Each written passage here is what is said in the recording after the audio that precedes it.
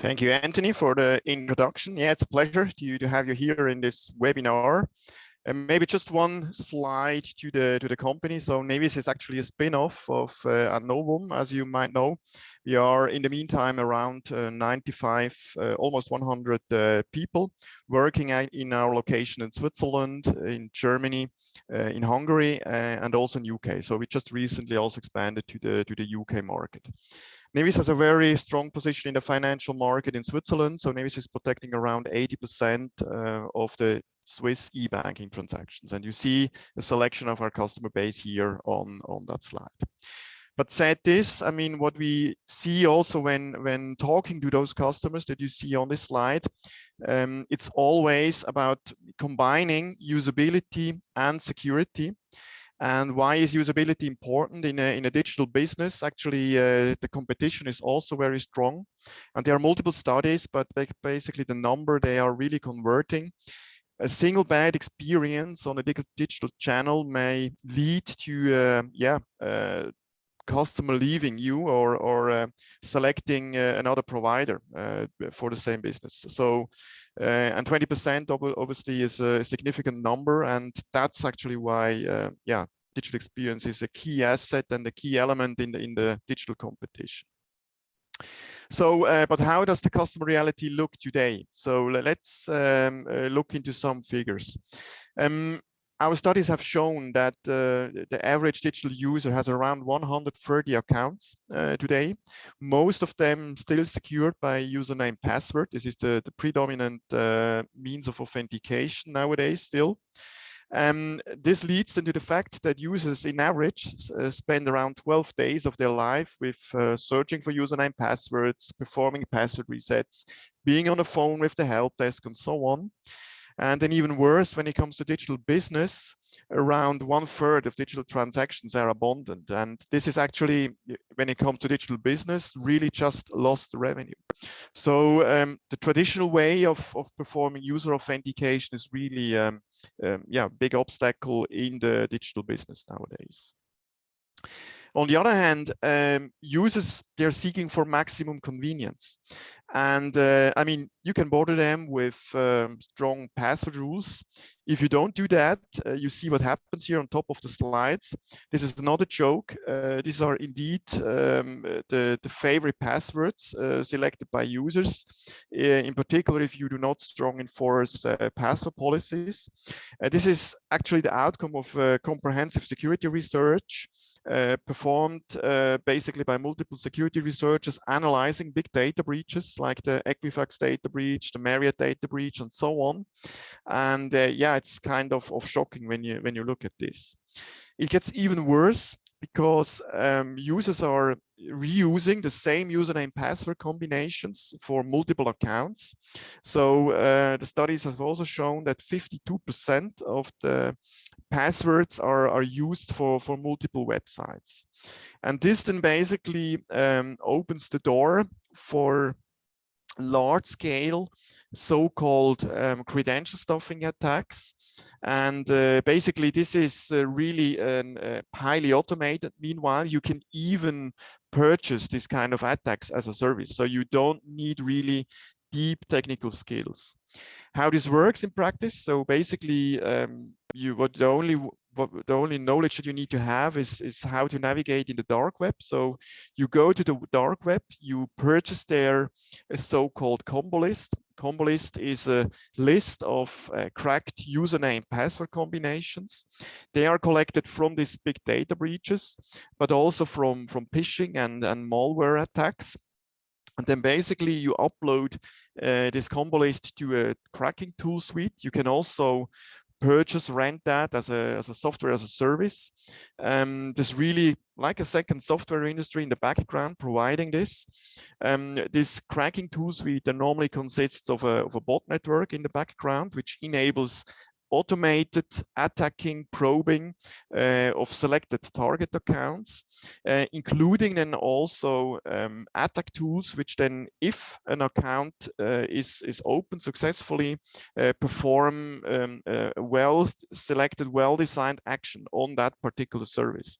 So this could be to extract loyalty points for loyalty program, to do bank transfers. Keep in mind, in particular in the US, it's still quite common that bank accounts are only secured with username passwords. That's actually what leads to this highly automation degree. The success rate basically is between 0.5 and 3%. If you do a little bit of calculation, so if you start with 1 million of accounts purchased for a couple of hundreds of dollars, yeah, you have 5,000 to 30,000 open accounts in front of you where you can trigger certain actions. So that's actually the motivation. And since username passwords are predominant, these attacks can be done highly automated with a very low risk for the attacker. This is also a topic that we have seen with multiple of our customers, and where mitigation actions really need to be put in place. So we then also made an additional research to really get a sense of how big is the problem really in terms of financial impact. So this research has been done in close collaboration with Aberdeen Research, and the research actually covered 10 industries. You see them listed here on that slide. And we worked with a large number of respondents, so 10,000 responses. So the first number, which really also surprised myself, is that 84% of the respondents mentioned that they had experienced a successful account takeover over the previous 12 months. So it is really a pervasive problem that we are seeing here. This is also for example, noted by the FBI. So the FBI has raised a note for the public in 2019 because they have seen a significant rise of this so-called credential stuffing attacks. So this is basically also a confirmation here. We then also wanted to know, what is the financial impact of those attacks? And basically, in order to calculate that, you need to look at 3 KPIs. So first of all, what's the revenue per monthly active users on the digital channel? Of course, only the digital channel is relevant here. The second KPI, what are the direct costs of fraud? So this is then really the costs from the fraud itself, but also mitigation costs in order, for example, to recover their accounts and so on. And then the indirect costs. This is the impact of attrition. So really users leaving. As you can imagine, an account takeover is a real impactful negative experience for end users, and you have seen one single bad experience can lead really to a direct churn for 20% of the users. So also this number is significant. We have then gone through this 10 industries with this around 1,000 respondents per industry, and have then derived basically the statistic values of basically for these key figures for all those industries. But let's make some math with a sample, with a concrete sample. So if we select the segment commercial bank, here with let's say a number of monthly active users of 100,000, and here the average revenues, or the median revenue for the monthly active users, is $210 per month. So this then, with 100,000 monthly active users, this leads to annual revenue of 250 millions. The impact, the direct costs then, you see the numbers up there, is then basically from direct account takeovers, so leads between 4.8 and 8.8 million. The indirect costs related to churn, they vary between 2 and 10 millions. So basically customers leaving. And so overall, then if you analyze that and summarize that, you end up with costs between 6.8 and 18.9 millions, which means 2.7 until between 7.5% of the annual revenue. So, and all which is, let's say, every impact which goes towards 5% or more is definitely a significant business risk which needs to be mitigated. So it's not just the cost of doing business. And basically we have seen similar ratios in all of those 10 observed and investigated industries. So it's really an impact which should not be underestimated. So, but of course, there is a way out, and of course we have a solution, because basically the key problem here is really the weakness of the password, and still to rely on the password. So our approach here is really to eliminate the password as a whole, so to provide a passwordless everywhere solution. Passwordless everywhere in this context means on any channel, on any device. On a technical side, we are heavily relying and leveraging the FIDO standard. So FIDO stands for Fast Identity Online. It is an industry standard which defines hardware standards, software standards, protocol standards, but also cryptographic standards. And we have a certified FIDO implementation. With our implementation, we are able to cover the mobile side, as you will see, but also in combination with mobile apps, but also a full appless experience. So basically relying fully on the capabilities of modern browsers and modern operating systems. But the best way to explain it is really to start with the user experience. An important aspect is also to have them, in particular, if in industries with higher security requirements, also to start with a verified identity. So also here we have just recently integrated a solution which enables the checking of the identity based on real identity documents. And to illustrate how such a user journey works, I have a small video here. So basically, on your mobile phone, you're guided through a process where you can select an identity document, where you then have to scan the identity document. Here in this case, it's an ID card, so you have to scan it front side and back side. And then also take a selfie video. And also this has shown basically also this, for example, new fraud attempts, they have significantly be lowered as soon as you increase to a certain degree the level of security in the ID verification part. Of course, this is optional in the overall user journey.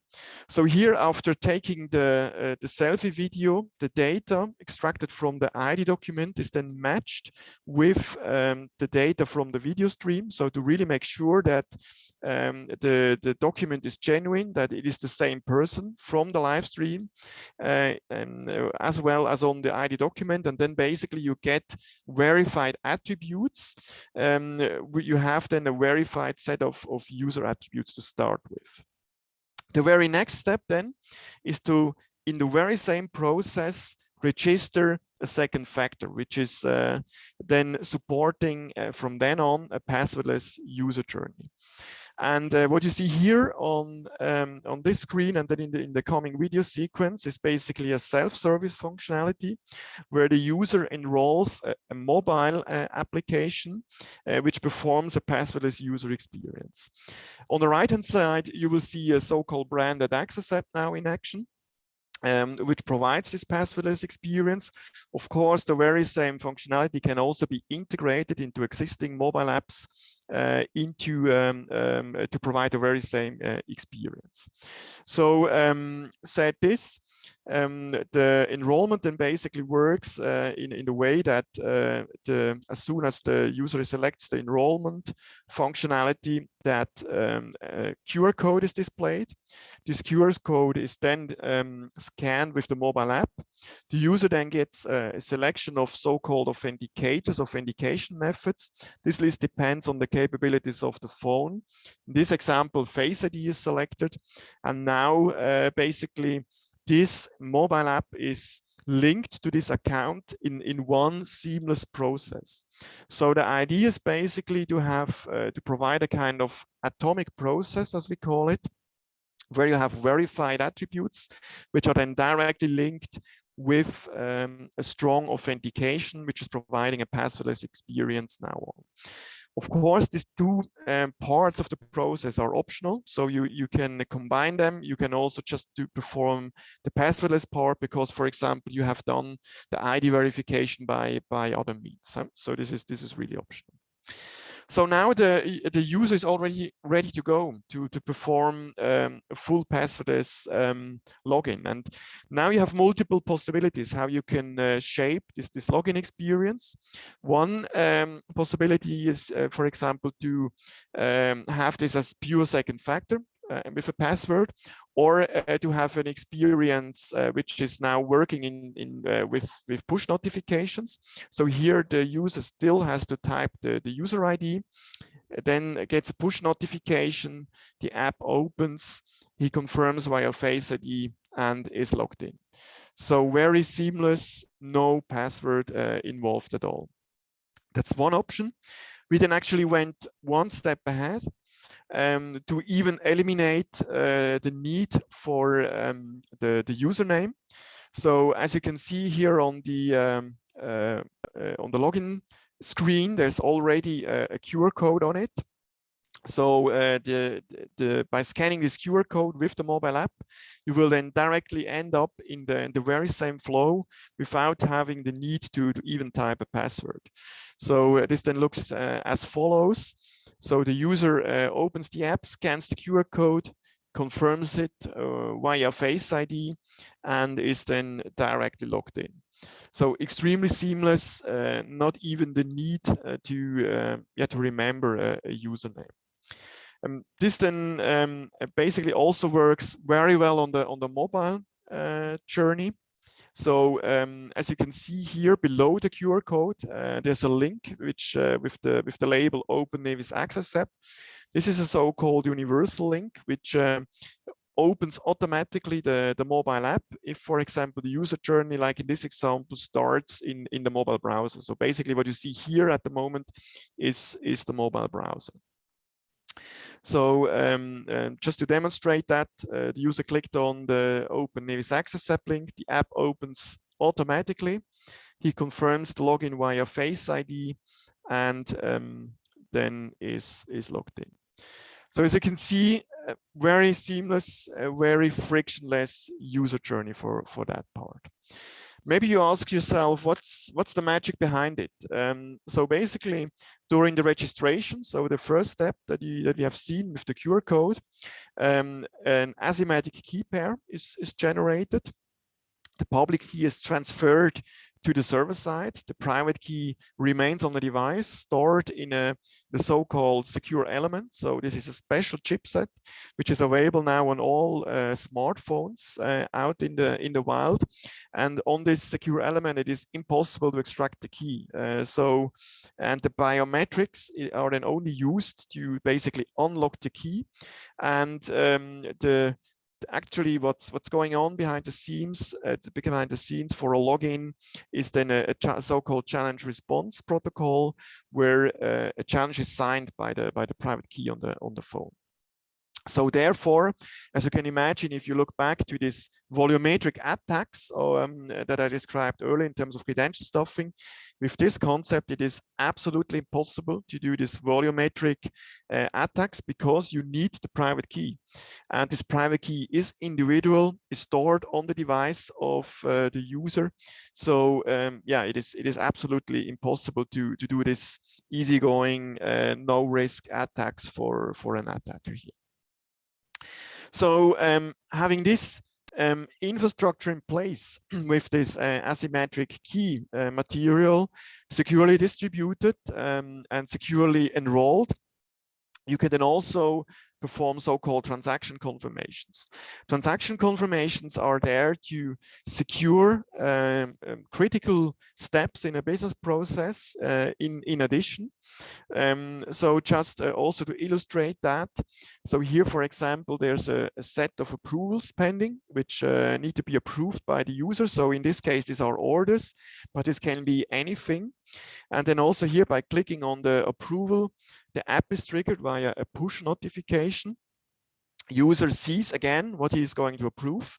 By confirming that this string which is displayed is then effectively digitally signed, so we can really guarantee that what you see is what you signed principle, and also then basically ensure that that the process is non-repudiation is guaranteed. If the push notification would not arrive for some reasons, there's this fallback mechanism with the QR code. So in the second attempt, basically the user just scanned the QR code, and then the very same flow from a user perspective is happening as well. There are countries, for example, like China, South America, where push notifications tend to be unreliable, and for this countries we recommend to work consequently with QR codes, because then you're on the very safe side. So with that, yeah, you can basically do any kind of additional security, or you can introduce any kind of additional security for arbitrary business processes. One such process, which is also often subject of social engineering attacks, is, for example, the interaction with service desks. So some of our customers, now having already the passwordless authentication in place, they are now extending the use cases to give the service desk employees the possibility, if an existing customer calls the help desk, to send them a push notification. The user confirms that briefly on the already enrolled iPhone or mobile phone, and then basically the service desk employee has a very strong confirmation. Okay, this is the genuine customer. I can continue with whatever action will be required. So this is just an example. I mean, the number of use cases is really large here. So and the system is very flexible to to be integrated with many use cases here. So these use cases, set of use cases that I have shown just now, they are all in combination with a mobile app. But there are use cases where customers don't want to use a mobile app. But since our promise is any channel, any device, we have also a solution to work entirely without a mobile app. So this use case here now is based on so-called FIDO2 Web of N. This is the second part of the FIDO standards, which basically defines standards for the operating systems, for the browser, including, for example, a standardized JavaScript API, how you can integrate that into your web applications. So here in this use case, I'm in the mobile browser, again, in this self-service section for the user. And here there's now an additional option to so-called enroll the browser. What then happens, you get directly a prompt from the iOS operating system in that case. In the background, the similar protocol exchange happens. So also here, an asymmetric key pair securely enrolled in the secure element, and the public key transferred to our backend. Now the login experience, I mean, this was extremely short. The login experience then, again, in the mobile browser looks as follows. User selects the user ID. Here, then again, is prompted from the mobile operating system to confirm the login, again, with Face ID now in this case, and is logged in. So, and this functionality, as said, is directly coming now from the iOS operating system, still based on the support of this FIDO2 Web of N standard. The very same is, of course, also possible with the mobile browser, with the desktop browser. So in this case, a Chrome on a Mac OS, but it is also perfectly supported in the Windows world. So if you click here on mobile browser, you get multiple options to where the key is stored. In this case, the device also has a fingerprint reader. So here the fingerprint reader is used to protect the private key enrolled now on the secure chipset of this desktop device. You see here now the enrolled device. And then as you can imagine, the login then looks very similar. So the user has only to type in the username in this case, and then by providing the fingerprint, he's logged in. Also here in a fully passwordless experience. We are currently also working in a additional enhancement to also provide username-less login also for the non-app use case, so based on the FIDO2 standard. So here the FIDO Alliance has really laid excellent groundwork to really support this. As said, these standards are supported by Apple, Google, Microsoft. So basically they cover Android devices as well as Apple devices, as well as Windows desktop meanwhile. So the technology here is really ready to be really also be rolled out in an end user customer scenario. So how does the security architecture look behind the scene in a little bit more detail? Basically, the passwordless experience is a key element, of course, but not the only one. So we can still combine it with additional elements like device fingerprint. This is basically a hash value which is calculated really from the device itself by doing some magic in the background, like canvas fingerprinting. And there it is even possible to distinguish devices of the same type, because there are minimal differences in the chip production, which lead to different outcomes when it comes to these hash calculations. Then, of course, also geolocation with multiple means, including also geovelocity then during the session. Then, but in addition, also we can combine it with behavior biometrics, so including typing behavior and so on. All these elements, they undergo a certain learning period. So basically in the background, these signals are collected, they are learned, they are aggregated to a user profile. And basically then to bring those elements together, the signals are collected, for example, during login, when the user enters the login page. Then basically already based on the signals, there's an aggregated risk score being calculated. And then the policy can decide, do we still need a second factor? Or may I even relax the user journey here in addition? So if, for example, geolocation fits, it's a known device which has already been used hundreds of times, could even skip the second factor. But then if the user performs a critical transaction later on, use it to secure that critical transaction. So like that, I can really balance out the security requirements with the friction on the user journey on the authentication level. But as you have already seen in the previous demonstrations, even if the user is triggered to perform a passwordless confirmation, even then it is a very frictionless, a very good user experience.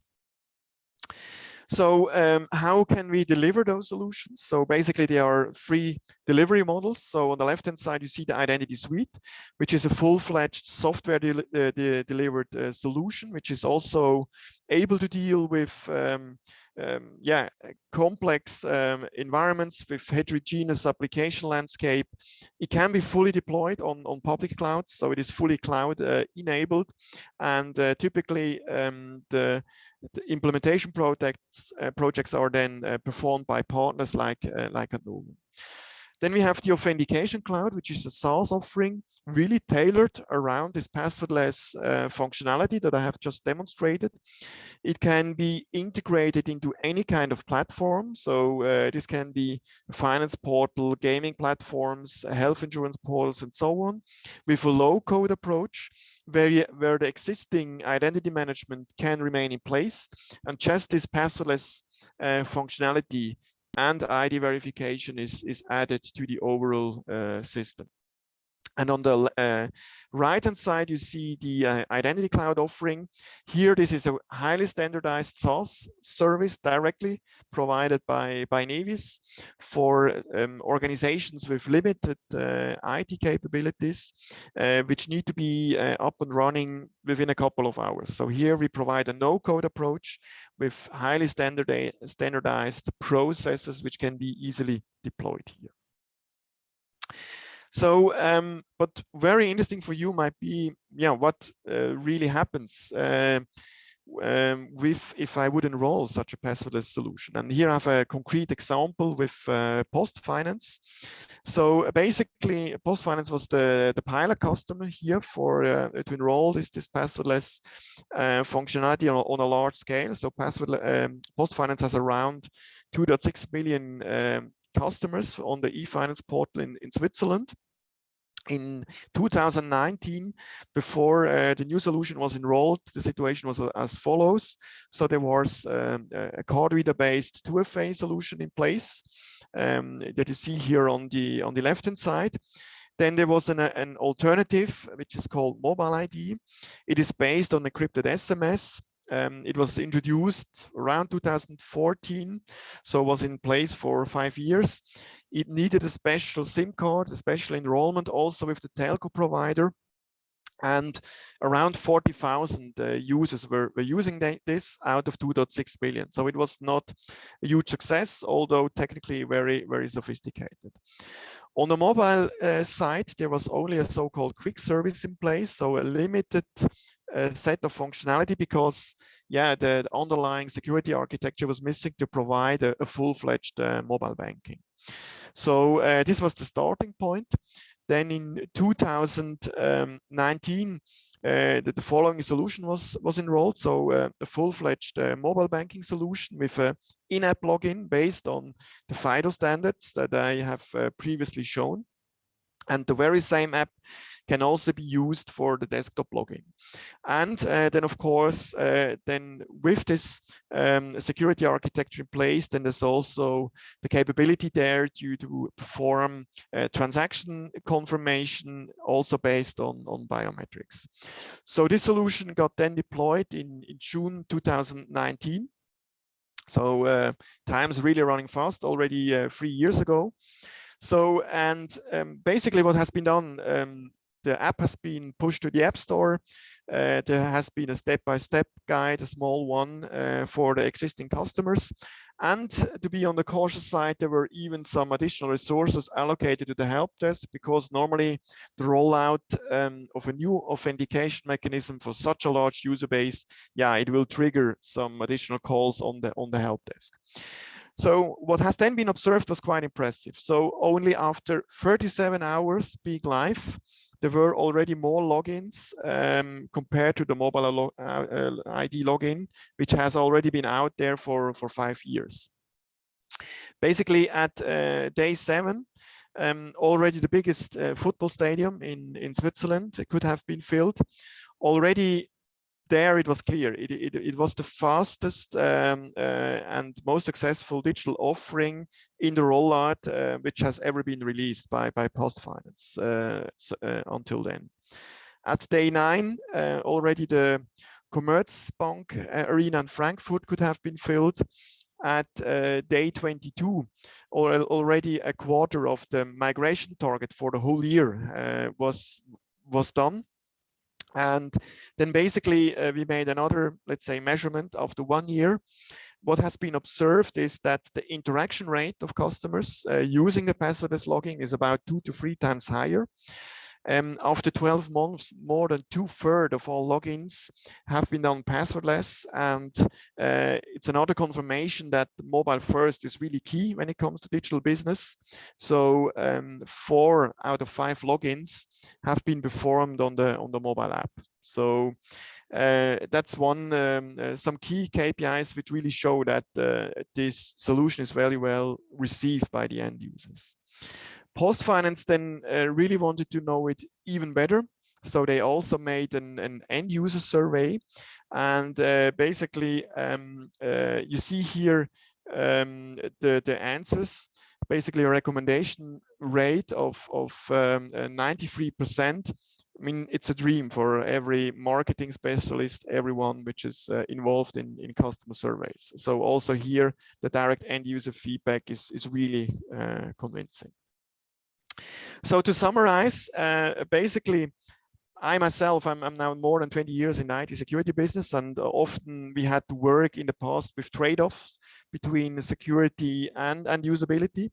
But now here, we really have all elements together to combine these two elements to first do a giant leap in the end-to-end security by fully eliminating the password, but then at the same time, even better, provide a much better customer experience, which then really leads to measurable benefits also on the business side in terms of additional revenue opportunities. So it's really a combination, more security with more business value, which is quite unique in the security field. So having said that, yeah, I would like to briefly hand over to Stefan Pötti from Adnovum. Thank you very much, Stefan. Really, really interesting and cool product and solutions. So I just wanted to make clear for the audience what the roles of Adnovum and Nevis in our collaboration. Nevis is really the technology, and Adnovum is as a value-added reseller, does the integration. We do consult, design, build and run these solutions for our customers. So thank you very much, and I'll go back to Anthony for the Q&A session.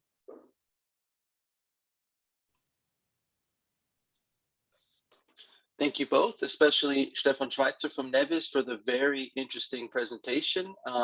Very exciting to see all the developments that have happened in the area of passwordless authentication over the years. We do want to open up now for the last few minutes of the webinar for questions from the attendees. So if you have a question, there are a few ways you can go about asking either of our presenters today.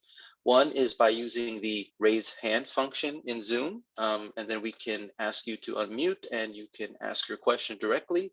You can also use the Q&A function within Zoom to ask a question anonymously, which we can then answer as well. So we'll go ahead and open it up for questions now. If anyone has any questions, please let's go ahead. And also before we continue there, I do want to let you know that the next webinar in our bootcamp series is next Wednesday morning at 8:15 Swiss time. And this will be about 20 years of digital transformation in the banking industry. The presentation will be in German, and we invite you to register for that as well. But going back to the questions, if you have any Q&A, please let us know.